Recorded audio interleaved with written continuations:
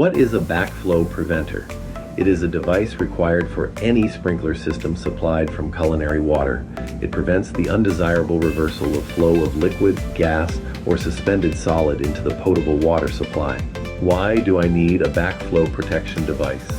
A backflow preventer protects drinking water from contamination in the event of a loss in pressure from the supply, protecting you and your family against drinking polluted or contaminated water.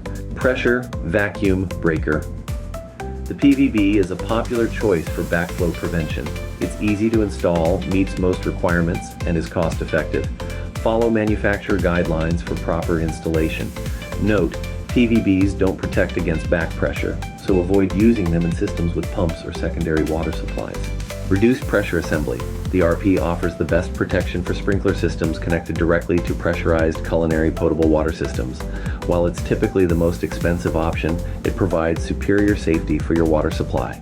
A less expensive alternative to installing a backflow preventer is the anti-siphon valve.